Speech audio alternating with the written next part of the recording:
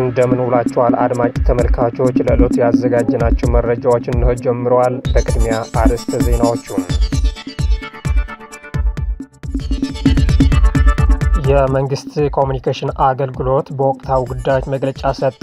የአፍሪካ ዲፕሎማሲ ማዕከል የሆነችው አዲስ አበባ እንግዶችን ለማስተናገድ የላቀ ዝግጅት ማድረጓ መስሪያ ቤቱ ገልጿል።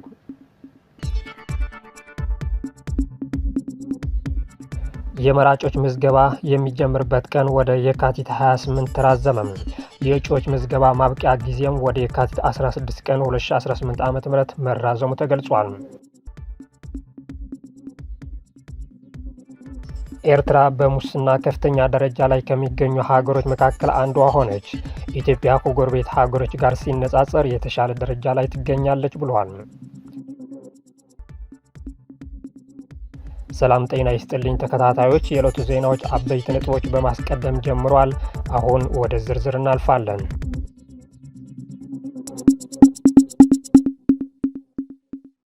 የመንግስት ኮሚኒኬሽን አገልግሎት በወቅታዊ ጉዳዮች መግለጫ ሰጠ። የአፍሪካ ዲፕሎማሲ ማዕከል የሆነችው አዲስ አበባ እንግዶችን ለማስተናገድ የላቀ ዝግጅት ማድረጓ መስሪያ ቤቱ ገልጿል። የአፍሪካ ህብረት መቀመጫና የአፍሪካ ዲፕሎማሲ ማዕከል የሆነችው አዲስ አበባ ከተለያዩ የዓለም ክፍሎች የሚመጡ መሪዎችና የልዑካን ቡድኖችን ተቀብላ በአግባቡ ለማስተናገድ ከምን ጊዜም በላይ የተሟላ ዝግጅት ማድረጓን የመንግስት ኮሚኒኬሽን አገልግሎት አስታውቋል። የመንግስት ኮሚኒኬሽን አገልግሎት ሚኒስትር ዲኤታ ተስፋሁን ጎበዛይ በሰጡት መግለጫ ከአፍሪካ ህብረት 39ኛው የመሪዎች ጉባኤ ጋር በተያያዘ በሚደረጉ ስብሰባዎች ከ17,000 በላይ የልዑካን ቡድን አባላት እንደሚሳተፉ ይጠበቃል ብሏል። ከ800 በላይ የሚዲያ ባለሙያዎችን ጉባኤዎቹን ለመዘገብ ፍቃድ መጠየቃቸው መግለጫው አንስቷል። ኢትዮጵያ እንደ አስተናጋጅ ሀገር ከተለያዩ ሀገራት የሚመጡ መሪዎች ልዑካን እንግዶችን ተቀብላ ከማስተናገድ ባሻገር በርካታ የሁለትዮሽ ውይይቶችን ለማድረግ ዝግጁ ናት ሲሉም ገልጿል።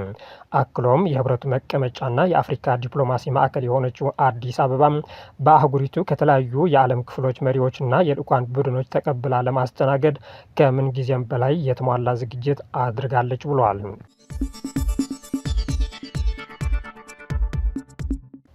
የመራጮች ምዝገባ የሚጀምርበት ቀን ወደ የካቲት 28 ተራዘመ። የሰባተኛው ጠቅላላ ምርጫ የመራጮች ምዝገባ የሚጀምርበት ቀን ወደ የካቲት 28 ቀን 2018 ዓ.ም ተራዝሟል አለ የብሔራዊ ምርጫ ቦርድ። የቦርዱ ሰብሳቢ ምላትወርቅ ኃይሉ ቦርዱ እያከናወናቸው በሚገኙ ስራዎች ዙሪያ መግለጫ ሰጥቷል። የመራጮች ምዝገባ የካቲት 7 ቀን 2018 ዓ.ም እንደሚጀመር ተገልጾ የነበረ ሲሆን ወደ የካቲት 28 ቀን 2018 መራዘሙን ተናግሯል። የቦርዱ ሰብሳቢ ምላትወርቅ ኃይል በመግለጫቸው እንዳስታወቁት ቀደም ሲል የመራጮች ምዝገባ ከየካቲት 7 እስከ መጋቢት 7 ቀን ለማከናወን ታቅዶ የነበረ ቢሆንም ቀሪ የቅድመ ዝግጅት ስራዎችን ለማጠናቀቅ ሲባል የምዝገባው መጀመሪያ ቀን ወደ የካቲት 28 እንዲራዘም ተደርጓል። ከዚሁ ጋር ተያይዞ የእጩዎች ምዝገባ ማብቂያ ጊዜም ወደ የካቲት 16 ቀን 2018 ዓ.ም ተራዝሟል። ጠቅላይ ሚኒስትር አብይ አህመድ ከሳዑዲ አረቢያ ውጭ ጉዳይ ሚኒስትር ጋር ተወያዩ። ጠቅላይ ሚኒስትር አብይ አህመድ ከሳዑዲ አረቢያ ውጭ ጉዳይ ሚኒስትር ልዑል ፋይሳል ቢን ፋርሃን አል ሳዑድ ጋር ተወያይቷል። ጠቅላይ ሚኒስትሩ በማህበራዊ ትስስር ገጻቸው ባሰፈሩት ጽሑፍ ዛሬ የሳዑዲ ውጭ ጉዳይ ሚኒስትር ልዑል ፋይሳል ቢን ፋርሃን አል ሳዑድን ተቀብዬም በሁለትዮሽና ባለ ብዙ ወገን ጉዳዮች ላይ ውጤታማ ውይይት አድርገናል ብለዋል። በውይይታቸውም በአበይት ዘርፎች ለረዥም ዘመናት የዘለቀውን የሁለቱ ሀገራት ትስስር ማስፋት በሚያስችሉ ጉዳዮች ላይ በትኩረት መክረዋል። እንዲሁም ውይይቱ የሀገራቱ የውል ፍላጎት በሆኑ ቀጠናዊና ዓለም አቀፋዊ ጉዳዮች ላይ ያለውን ትብብር በማጠናከር ላይ ያተኮረ እንደነበር ጠቅላይ ሚኒስትር አብይ አመልክቷል። ትራምፕ ኒኩሌርን በተመለከተ ከኢራን ጋር የሚደረገው ውይይት እንደሚቀጥል ለኔታንያሁ አስታወቁ። ፕሬዝዳንት ዶናልድ ትራምፕ ከኢራን ጋር የሚደረገው ኒኩሌርን የተመለከተ ውይይት እንደሚቀጥል ለጠቅላይ ሚኒስትር ቤንያሚን ኔታንያሁ መግለጻቸው አስታወቁ። ኢራን ስምምነት ላይ የማትደርስ ከሆነ ግን እርምጃ እንደሚወሰድ ትራምፕ አስጠንቅቋል።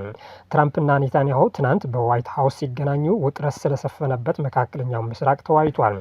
የኢራን የኒኩሌር ጦር መሳሪያ መርሃ ግብርም ከውይይት አጀንዳቸው አንዱ ነበር። ትራምፕ ኢራን ዩራኒየም ማበልጸግ እንድታቆም፣ የባሊስቲክ ሚሳኤል ፕሮግራሟን እንድታጥፍ እንዲሁም እንደ ሐማስና ሄዝቦላ ያሉ ታጣቂዎችን እንዳትደግፍ ጫና እንዲያሳድሩ ኔታንያሁ እንደሚፈልጉ ተገልጿል። ኢራን የኒውክሌር መርሃ ግብሯን ለመገደብ ዝግጁ መሆኗ አስታውቃለች።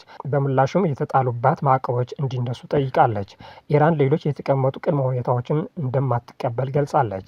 ትራምፕና ኔታንያሁ ከመገናኘታቸው አስቀድሞ የኢራኑ ፕሬዝደንት ማሱድ ፔዜሽኪያን ሀገራቸው ከአሜሪካ ጋር በምታደርገው ሁለተኛ ዙር ድርድር ከልክ ያለፈ ጥያቄ አትቀበልም ብሏል። ፕሬዝደንቱ ከአሜሪካ በኩል የሚቀርቡ ቅድመ ሁኔታዎችም ተችተዋል። ትራምፕ ስልጣን ከያዙ በኋላ ኔታንያሁ በዋሽንግተን ይፋው የስራ ጉብኝት ሲያደርጉም የአሁኑ ስድስተኛቸው ነው። ይህም የየትኛውም ሀገር መሪ ወደ አሜሪካ ካደረገው የጉዞ ብዛት ይበልጣል። መሪዎቹ ለ3 ሰዓት ገደማ ከተወያዩ በኋላ ትራምፕ ጋዜጣዊ መግለጫ አልሰጡም። በትሩዝ ሶሻል የማህበራዊ ሚዲያ ገጻቸው ላይ ውይይቱም በጣም ጥሩ ነበር ብሏል። ምንም ውሳኔ ላይ አልደረስንም፣ ከኢራን ጋር ድርድር መቀጠል አለበት የሚለውን አጽንኦት ሰጥቼ ተናግሬያለሁ ሲሉም አክሏል።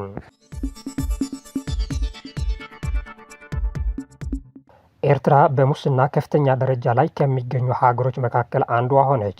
በዓለም ዙሪያ በህዝብ አገልግሎት ዘርፍ የሙስና መከታተያ የሆነውን ትራንስፓረንሲ ኢንተርናሽናል የ2025ቱን የሙስና መረጃ ጠቋሚ አውጥቷል። ሪፖርቱ 182 ሀገሮችን በመመደብ ኤርትራን በጣም ሙስና ውስጥ ገብታለች ሲል፣ ኢትዮጵያ ከጎረቤት ሀገሮች ጋር ሲነጻጸር የተሻለ ደረጃ ላይ ትገኛለች ብሏል። በትራንስፓረንሲ ኢንተርናሽናል ዓመታዊ የሙስና ግንዛቤ መረጃ ጠቋሚ መሰረት ኢትዮጵያ ከ182 ሀገሮች 96ኛ ደረጃ ላይ ትገኛለች። ኢትዮጵያ በ2025 የሙስና ግንዛቤ መረጃ ጠቋሚ ላይ ከ138 ነጥብ በማስመዝገብ ከዓለም አቀፍ አማካይ 42 በታች ነው ተብሏል። ኤርትራ ከ113 ነጥብ በማግኘት በሙስና ረገድ እጅግ የከፋች ስትሆን ኬንያ ከ130 ነጥብ አግኝታለች። ሱዳን ደግሞ 14 ነጥብ በማስመዝገብ ከፍተኛ ሙስና ያለባቸው ሀገራች ተብሏል። ከ13 ምንጮች መረጃ የሚሰበስበው ኤጀንሲው በመንግስት አገልግሎት ዘርፎች ውስጥ የተለያዩ ሙስና ሪፖርቱን ያዘጋጃል። ከእነዚህም ውስጥ ሙስና፣ የህዝብ ገንዘብ አላግባብ መጠቀም፣ የመንግስት ቢሮዎችን ለግል ጥቅም መጠቀም፣ አድልዎ፣ ለራስ ጥቅም ሲባል የሚደረግ ብሔራዊ ውሳኔ አሰጣጥ ይገኙበታል። የሙስና ግንዛቤ መረጃ ጠቋሚ ከ0 ወይም ከፍተኛ ሙስና እስከ 100 ወይም ዝቅተኛ ባለው ሚዛን 182 ሀገሮች ተካቷል። የዓለም አቀፍ አማካይ የሙስና ውጤት በ2025 ወደ 42 ዝቅ ብሏል። ይህም በዓለም ዙሪያ በአስተዳደር ውስጥ ያሉ ሰፊ ተግዳሮቶችን እየተባባሱ መምጣታቸው ያሳያል ተብሏል። ከሳህራ በታች ያሉ የአፍሪካ ሀገሮች በዓለም ላይ በሙስና ረገድ በጣም መጥፎ ከሚባሉት መካከል ሆኗል። በ2025 ደረጃ አሰጣጥ ከ49 የአፍሪካ ሀገራት ውስጥ አራቱ ብቻ ከ50 ነጥብ በላይ አስመዝግቧል። በዓለም አቀፍ ደረጃ ዝቅተኛ የሙስና ደረጃ ያላቸው ሀገሮች ዴንማርክ፣ ፊንላንድ እና ኒውዚላንድ ናቸው። በዚህ ሪፖርት ውስጥ ዴንማርክ 89፣ ፊንላንድ 88 እና ሲንጋፖር 84 ሙስና በመቆጣጠር ረገድ ግንባር ቀደም ሲሆኑ ዩናይትድ ስቴትስ 64፣ ቻይና 43፣ ሩሲያ 22 ደግሞ ከሀያላን ሀገራት መካከል ይካተታሉ። በዚህም ዓለም አቀፍ የመንግስት ተቋማት ውስጥ ስላለው ሙስና ሪፖርት ሲሸልስ ከሳህራ በታች ካሉ የአፍሪካ ሀገሮች ውስጥ 68ን በማስመዝገብ ቀዳሚ ሆና ተሰይማለች። ኬፕ ቨርድ 62፣ ቦትስዋና 58 እና ሩዋንዳ 58 ነጥብ በማስመዝገብ ይከተላሉ። ዚምባብዌ የፕሬዝደንቷን የስልጣን ዘመን ለማራዘም የሚያስችላት አዲስ ረቂቅ ህግ አወጣች። የዚምባብዌ የሚኒስትሮች ምክር ቤት የ83 ዓመቱ ፕሬዝደንት ኢመርሰን ምናንግጓ ቢያንስ ለሚቀጥሉት 4 ዓመታት ስልጣን ላይ እንዲቆይ የሚፈቅድ አዲስ ረቂቅ ህግ አጸደቀ። አዲሱ ረቂቅ ህግ ፕሬዝደንቶች በምርጫ ሳይሆን በምክር ቤት አባላት እንዲመረጡና 7 ዓመታት ላሉት 2 የስልጣን ዘመን እንዲያገለግሉ ይፈቅዳል። አሁን ላይ ተግባራዊ የሆነ ባለው ህግ አንድ የስልጣን ዘመን 5 ዓመታትን የያዘ ነው። የፍትህ ሚኒስትሩ ዚያምቢ ረቂቅ ህጉ ለምክር ቤት ከመቅረቡ በፊት ከህዝብ ጋር ውይይት እንደሚደረግበት ገልጿል።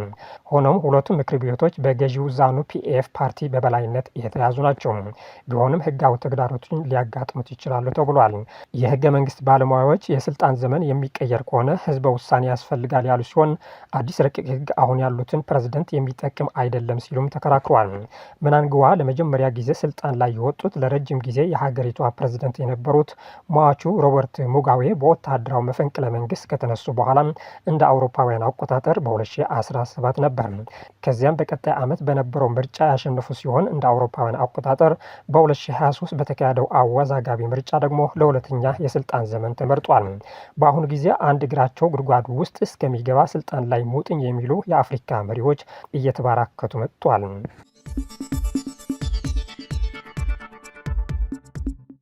በሱዳን መስጊድ ላይ በደረሰ የድሮን ጥቃት ህጻናት ተገደሉ።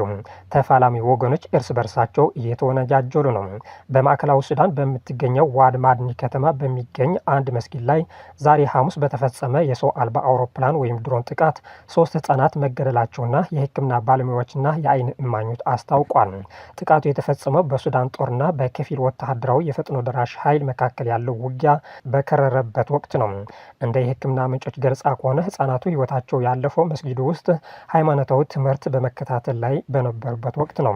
ጥቃቱ የተፈጸመው በገዚራ ግዛት ዋና ከተማ በሆነችው ዋድ ማድኒ በሚገኘው የመኖሪያ መንደር ውስጥ ሲሆን የአካባቢ ነዋሪዎችና የዋድ ማድኒ ተቃውሞ ኮሚቴ አባላት እንደሚሉት ከሆነ ከድሮኑ የተለቀቀው መሳሪያ መስጊዱን በቀጥታ መጥቶታል። በዚህ ምክንያት የ3 ህጻናት አስክሬን ከፍርስራሹ ውስጥ መገኘቱና በርካታ ሰዎች ደግሞ ከባድና ቀላል ጉዳት ደርሶባቸው ወደ ሕክምና ተቋማት መወሰዳቸው አረጋግጧል። ድርጊቱ በንጹሃን ዜጎች ላይ የሚፈጸመው ጥቃት አሁንም አሳሳቢ ደረጃ ላይ መሆኑን የሚያሳይ ነው ተብሏል። የሱዳን የሕክምና ባለሙያዎች ማህበር ባወጣ መግለጫ መሰረት ጥቃቱ የተፈጸመው ሰዎች ለጸሎት በሚሰበሰቡበትና ህጻናት ትምህርት በሚቀስሙበት ስፍራ ላይ መሆኑን ድርጊቱን ይበልጥ አሰቃቂ ያደርገዋል። ማህበሩ በጦርነቱ ተሳታፊ የሆኑ ወገኖችና የሃይማኖት ተቋማትን የመኖሪያ መንደሮችን የውጊያ ቀጠና ከማድረግ እንዲቆጠሩ በድጋሚ አሳስበዋል። ይሁን እንጂ ሁለቱም ወገኖች ለዚህ ጥቃት ተጠያቂነት ከመውሰድ ይልቅ አንዱ ሌላውን የመወንጀል ልማዳቸውን ቀጥሏል ተብሏል። የፈጥኖ ደራሽ ኃይል የሱዳን ጦር በንጹሃን ላይ የአየር ጥቃት እየፈጸመ ነው በማለት ክስ አቅርቧል። በሌላ በኩል ደግሞ የሱዳን ጦር ኃይል ፈጣን ድጋፍ ሰጪ ኃይሉም ሰላማዊ ሰዎችን እንደ ጋሻ እየተጠቀመና በመኖሪያ አካባቢዎች ውስጥ ምሽግ እየሰራ ነው በማለት ምላሽ ሰጥቷል። ይህ የሁለቱ ወገኖች የመካካድ ክስ ሰላማዊ ዜጎችን ለከፍተኛ አደጋ እያጋለጠ ይገኛል።